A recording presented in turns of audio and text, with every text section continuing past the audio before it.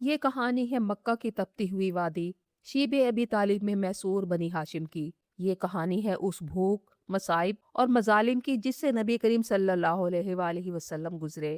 تصور کریں ایک ایسی وادی کا جس میں آپ اپنے اہل خانہ کے ساتھ بھوکے میسور ہوں، جبکہ باہر والوں کو ایسی کوئی پریشانی نہ ہو۔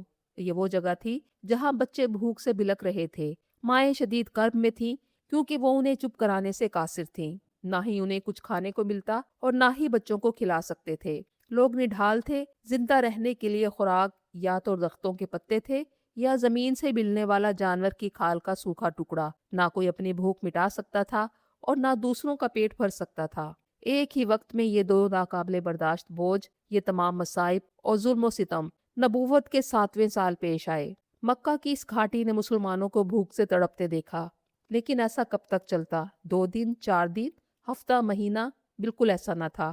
یہ سلسلہ 3 طویل سالوں تک جاری رہا۔ کئی سالوں تک نبی کریم صلی اللہ علیہ وآلہ وسلم اور صحابہ کرام نے قریش مکہ کے ظلم و ستم برداشت کیے۔ اس دور کو بائیکاٹ کا سال کہا جانے لگا۔ آخر ایسا کیا ہوا؟ آئیے ذرا پیچھے چلتے ہیں۔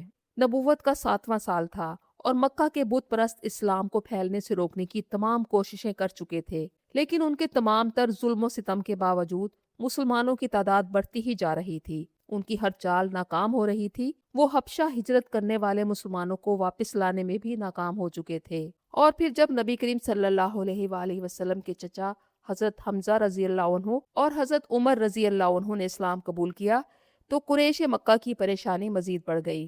قریش مکہ نے سوچا کہ اگر لوگ اسی طرح اسلام قبول کرتے رہے تو جلد ہی مکہ پر مسلمانوں کا قبضہ ہو جائے گا، اور یہ انہیں قبول نہ تھا۔ قریش کے تمام قبیلوں کے سردار دارالندوہ میں جمع ہوئے اور فیصلہ کیا کہ چاہے خفیہ ہو یا اعلانیہ، ہم محمد کو ضرور قتل کریں گے۔ تمام سردار متفق ہو گئے۔ ان حالات نے نبی کریم صلی اللہ علیہ وآلہ وسلم کے چچا حضرت ابو طالب کو بے حد پریشان کر دیا۔ آخر انہوں نے ایک دانش مندانہ فیصلہ کیا۔ انہوں نے اپنے جد امجد عبد مناف کے 2 صاحبزادوں ہاشم اور مطلب کے ذریعے وجود میں آنے والے 2 خاندانوں کو جمع کیا اور کہا، میں آج تک اکیلا اپنے بھتیجے کی حفاظت اور دفاع کرتا رہا، اب تم سب مل کر یہ فریضہ سر انجام دو۔ عربی حمیت اور غیرت کا تقاضا بھی یہی تھا کہ دونوں خاندانوں کے سبھی کافر اور مسلمان افراد نے حضرت ابو طالب کی تجویز قبول کر لی، سوائے ایک بدبخت ابو لہب کے۔ یہ وہ شخص تھا جو سارے خاندان سے الگ ہو کر مشرکین سے جا ملا۔ چنانچہ تمام بنو ہاشم اور بنو عبد المطلب شیب ابی طالب میں جمع ہوئے اور نبی کریم صلی اللہ علیہ وآلہ وسلم کو اپنی حفاظت میں لے لیا۔ ادھر قریش مکہ بھی غافل نہ تھے۔ انہیں رسول کریم کی حفاظت کے لیے بنو ہاشم اور بنو مطلب کے اکٹھا ہونے کی متواتر خبریں مل رہی تھیں۔ اب ان کے لیے رسول کریم کے قتل کے منصوبے پر عمل کرنا آسان نہ تھا۔ انہوں نے ایک تدبیر سوچی۔ یہ ظلم کی ایک ایسی تجویز تھی جو اب تک کی تمام کارروائیوں سے زیادہ سنگین تھی۔ مکہ کے تمام سردار دارالندوہ میں جمع ہوئے اور طے کیا کہ ہم بنو ہاشم اور بنو مطلب کا سوشل بائیکاٹ کریں گے۔ نہ ان کے ساتھ شادی کی جائے گی، نہ لین دین ہوگا، نہ خرید و فروخت کی جائے گی، اور نہ ان کے گھروں میں جائیں گے، اور نہ کوئی ان سے بات کرے گا۔ ان سے ہمارا بائیکاٹ اس وقت تک جاری رہے گا جب تک وہ اللہ کے رسول محمد کو قتل کرنے کے لیے ہمارے حوالے نہ کر دیں۔ یہ فیصلہ باقاعدہ دستاویز کی شکل میں لکھا گیا جس میں بائیکاٹ کی تمام شرائط درج تھیں۔ صلح کے تمام دروازے بند کر دیے گئے اور عہد کر لیا گیا کہ وہ بنو ہاشم کی طرف سے کسی بھی صلح کی پیشکش کو قبول نہیں کریں گے۔ اس فیصلے کو مقدس درجہ دینے کے لیے اسے خانہ کعبہ کے اندر لٹکا دیا گیا۔ یہ معاہدہ منصور بن اکرمہ نے لکھا، جس کے بعد کہا جاتا ہے کہ اس کے ہاتھوں کی وہ انگلیاں جس سے اس نے یہ معاہدہ لکھا تھا ہمیشہ کے لیے مفلوج ہو کر رہ گئیں۔ کچھ لوگ سمجھ گئے کہ منصور پر آفت اس لیے آئی کہ بنو ہاشم پر ظلم کیا گیا، لیکن قریش کے ڈر سے وہ خاموش رہے۔ جوان، بوڑھے، مرد، خواتین اور بچوں پر مشتمل پورے بنی ہاشم کو شیب ابی طالب میں بائیکاٹ کر کے محصور کر دیا گیا۔ یہ تنگ وادی مکہ کے مشرقی حصے میں کوہ ابو قبیس اور کوہ خندمہ کے درمیان تھی۔ نبی کریم صلی اللہ علیہ وآلہ وسلم، حضرت خدیجہ رضی اللہ عنہا، حضرت ابو طالب، سعد بن نبی وقاص، حضرت حمزہ، حضرت علی، بنو ہاشم کا ہر ایک فرد معاشرے سے بالکل کٹ کر رہ گیا، جبکہ ابو لہب بنو ہاشم سے ہونے کے باوجود دشمنی میں پیش تھا۔ جب تجارتی قافلے مکہ آتے تو قریش کے سوداگر سارا سامان زیادہ قیمت دیکھ کر خرید لیتے تاکہ بنو ہاشم نہ خرید سکے۔ حرمت والے مہینوں میں بنو ہاشم شیب ابی طالب سے باہر نکل کر تجارت کر سکتے تھے، مگر اس وقت بھی قریش انہیں مہنگے داموں سامان بیچتے۔ آخرکار بنو ہاشم خالی ہاتھ اپنے بچوں کے پاس لوٹتے جو بھوک سے بلک رہے ہوتے تھے۔ ان کے پاس جو کھانا تھا وہ ختم ہو چکا تھا۔ کسی بھی تجارتی قافلے کو شیب ابی طالب کی طرف جانے کی اجازت نہ تھی۔ قریش نے چاروں طرف پہرہ دار مقرر کر رکھے تھے جو دن رات سخت نگرانی کرتے۔ اگرچہ کھانا دگنی قیمت پر بیچا جا رہا تھا، پھر بھی بنو ہاشم کو خریدنا پڑتا۔ جس کے پاس مالی وسائل نہ تھے وہ اپنی دولت خرچ کرنے سے بھی پیچھے نہ ہٹے۔ نبی کریم صلی اللہ علیہ وآلہ وسلم، ابو طالب اور حضرت خدیجہ رضی اللہ عنہا نے اپنا سارا مال قربان کر دیا۔ حضرت خدیجہ جو کبھی مکہ کی امیر ترین خاتون تھی، اب اپنی دولت اللہ کے راستے میں خرچ کر رہی تھی۔ اگر ایک طرف خدیجہ لوگوں کو بھوک سے بچانے کے لیے اپنی دولت خرچ کر رہی تھی، تو دوسری طرف ابو لہب انہیں بھوکا مارنے کے لیے دولت لٹا رہا تھا۔ حضرت ابو بکر صدیق بھی کامیاب تاجر تھے، مگر انہوں نے اپنی ساری دولت ان مظلوم غلاموں کو آزاد کرانے میں صرف کر دی تھی جنہیں تشدد کا نشانہ بنایا جاتا تھا۔ وہ اپنا سب کچھ اللہ کی راہ میں قربان کرتے رہے، اور یوں کسی نے جان سے، کسی نے مال سے، کسی نے الفاظ سے، اور کسی نے مصائب کو برداشت کرنے سے اللہ کے دین کا ساتھ دیا۔ سورۃ توبہ میں اللہ تعالیٰ نے فرمایا کہ بے شک اللہ نے مومنوں سے ان کی جانیں اور ان کے مال جنت کے بدلے خرید لیے ہیں۔ یہی وہ لوگ تھے جو شیب ابی طالب کے حقدار ٹھہرے۔ حضرت ابو طالب رات کو نبی کریم صلی اللہ علیہ وآلہ وسلم کا بستر مبارک بار بار تبدیل کرتے تاکہ کسی حملہ آور کو پتہ نہ چل سکے۔ آپ نبی کریم کو اپنے بیٹوں پر ترجیح دیتے اور حضرت علی، حضرت جعفر اور حضرت عقیل رضوان اللہ علیہم اجمعین کو مختلف اوقات میں پہرہ دینے کا حکم دیتے اور انہیں نبی کریم کے بستر مبارک پر سلا دیتے، اور ابو طالب خود رات کو گشت کرتے رہتے تاکہ نبی کریم کی حفاظت کو یقینی بنایا جا سکے۔ ابو طالب بھی نبی کریم کے چچا تھے اور ابو لہب بھی، جبکہ ایک ان کی جان کی حفاظت کر رہا تھا تو دوسرا ان کی جان لینا چاہتا تھا، اور یہ تضاد آخر تک ایسے ہی چلتا رہا۔ اس بائیکاٹ کے دوران بنو ہاشم نے اپنا سب کچھ لٹا دیا، لیکن پھر بھی یہ بھوک سے بچانے کے لیے انہیں کافی نہ تھا۔ بنو ہاشم نے کئی دن بھوکے گزارے۔ بھوک سے بلکتے بچوں کے رونے کی آوازیں مکہ تک سنائی دیتی تھی۔ کھانے کے لیے درختوں کے پتے کھانے پڑے۔ اگر کوئی خفیہ طور پر کھانا پہنچاتا تو قریش اسے روکنے کی کوشش کرتے۔ قریش مکہ نے اپنے رویے سے دکھا دیا کہ یہ کس قدر بے رحم اور ظالم ہو سکتے ہیں۔ ان مشکل دنوں میں مکہ میں کچھ ایسے بھی لوگ تھے جن کے دل میں انسانیت اور رشتہ داری کا احساس باقی تھا، اور وہ ظلم کے باوجود خفیہ طور پر شیب ابی طالب میں کھانا پہنچاتے تھے، جن میں حضرت خدیجہ رضی اللہ عنہا کے بھانجے حکیم بن حزام بھی شامل تھے، جو ایک اونٹ پر گندم اور کھانے کا سامان لاد کر اسے شیب ابی طالب کی طرف ہانک دیتے تھے۔ کچھ اور نرم دل لوگ بھی مدد کرنا چاہتے تھے، لیکن بت پرستوں کے دباؤ کی وجہ سے مدد کرنے کی ہمت نہ کرتے تھے۔ اگر کوئی گھاٹی کا رخ کرتا تو قریش مکہ اس کو ڈانٹتے۔ ایک دفعہ حضرت خدیجہ کے بھانجے حکیم بن حزام اونٹ پر کھانے کا سامان لاد کر گھاٹی کی طرف جا رہے تھے کہ راستے میں قریش کے سردار ابو جہل نے انہیں روک لیا اور روک کر کہا کہ تم بنو ہاشم کو کھانا پہنچا رہے ہو جبکہ ہم نے ان کا بائیکاٹ کیا ہوا ہے۔ اس وقت قریش کا ایک سردار ابو البختری بن ہشام وہاں آیا۔ اس نے ابو جہل کو ڈانٹا اور کہا کہ یہ اپنی خالہ کے لیے کھانا لے جا رہا ہے، تم اسے کیوں روکتے ہو؟ اس پر جھگڑا بھی ہوا اور حکیم بن حزام کو کھانا لے جانے دے دیا گیا۔ اس طرح کبھی کبھار مومن اور غیر مومن چپکے سے شیب ابی طالب میں محصور بنو ہاشم کو کھانا پہنچا دیا کرتے تھے، لیکن یہ کبھی کافی نہ ہوتا۔ قریش مکہ حج کے دنوں میں تاجروں سے سارا مال خرید لیتے تاکہ بنو ہاشم اور مسلمانوں کے لیے کچھ باقی نہ بچے۔ کیونکہ بنی ہاشم کے ساتھ کوئی تجارت نہیں کرتا تھا، اس لیے ان کی آمدنی کا بھی کوئی ذریعہ نہ تھا۔ جو کچھ ان کے پاس مال تھا وہ ختم ہو چکا تھا، اور اب نوبت یہاں تک آ گئی تھی کہ بچے بھوک سے بلکتے اور روتے، مگر وہ ظالم مکہ تک سنائی دی جانے والی بھوک سے تڑپتے بچوں کی چیخوں سے لطف اندوز ہوتے۔ حضرت سعد بن ابی وقاص جو مسلمانوں میں سے ایک تھے، اس آزمائش سے گزرے۔ ایک رات بھوک کی وجہ سے نیند نہ آئی تو وہ باہر نکلے۔ بعد میں انہوں نے ان الفاظ میں یہ واقعہ بیان کیا کہ مجھے کانٹوں میں اونٹ کی کھال کا ایک ٹکڑا ملا، میں نے اسے اٹھایا اور دھوپ میں سکھایا، کئی دنوں تک میں اس سوکھے ٹکڑے پر زندہ رہا۔ کچھ لوگوں نے جانوروں کی کھال کھا کر زندہ رہنے کی کوشش کی اور کچھ لوگ جھاڑیوں کے پتے کھا کر گزارا کرتے رہے۔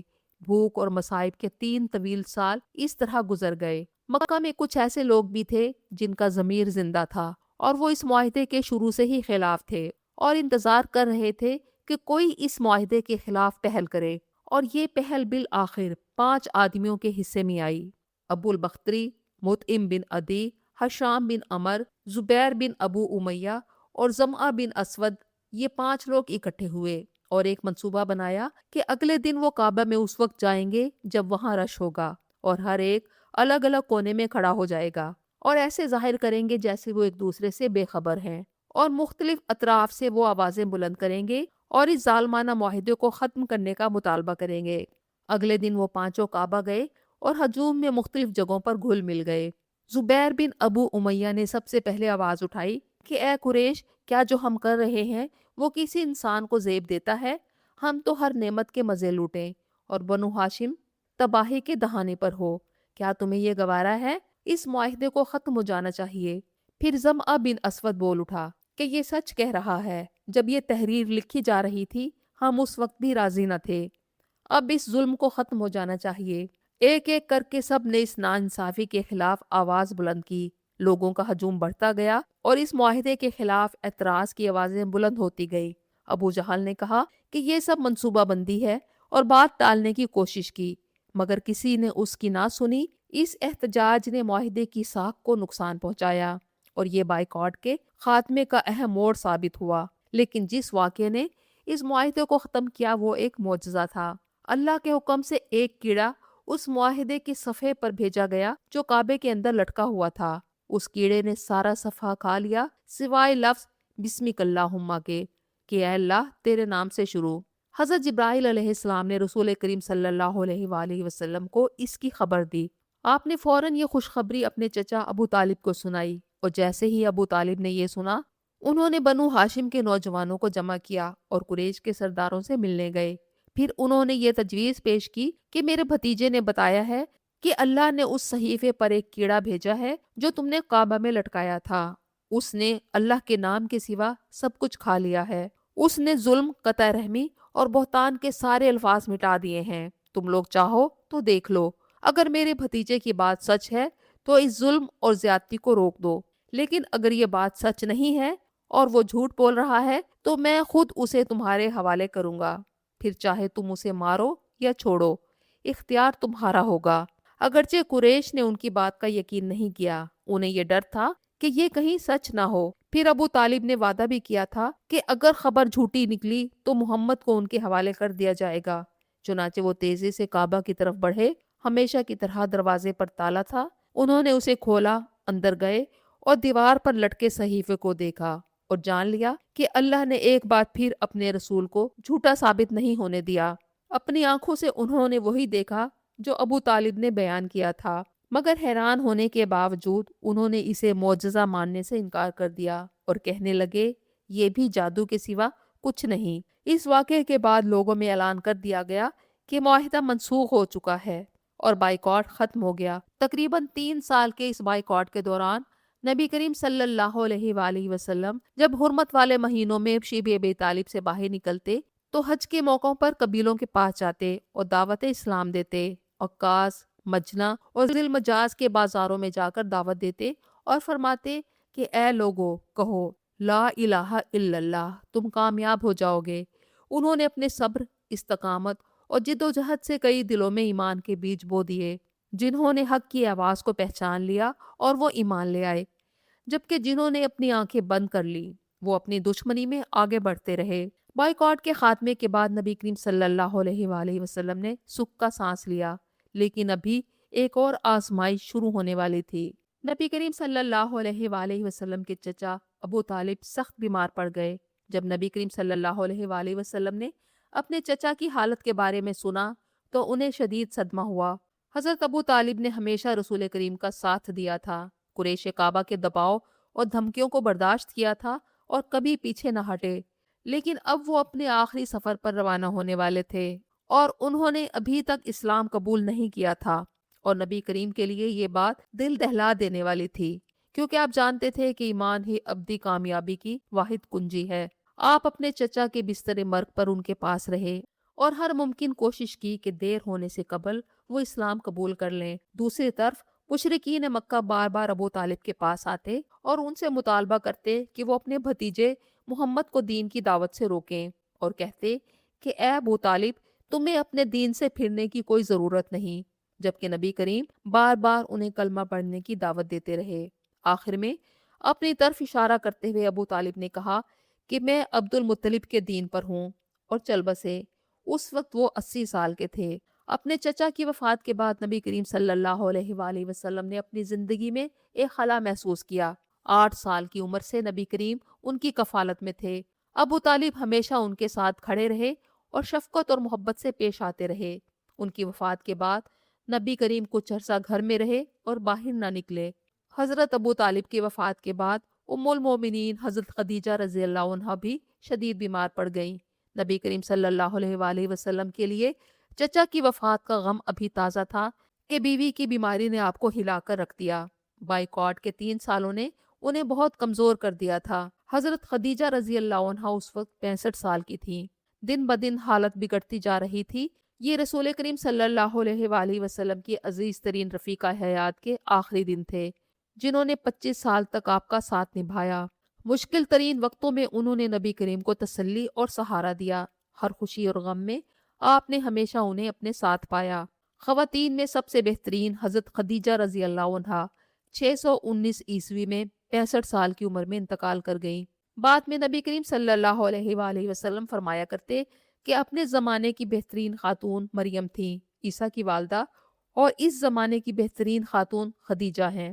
یہ صدمے نبی کریم صلی اللہ علیہ وآلہ وسلم کے لیے اتنے بھاری تھے کہ انہوں نے خود اس سال کا نام عام الحزن رکھ دیا، یعنی غم کا سال۔ اور پھر نبی کریم صلی اللہ علیہ وآلہ وسلم کی ذات مبارک پر قریش مکہ کے ظلم و ستم میں اضافہ ہوتا چلا گیا۔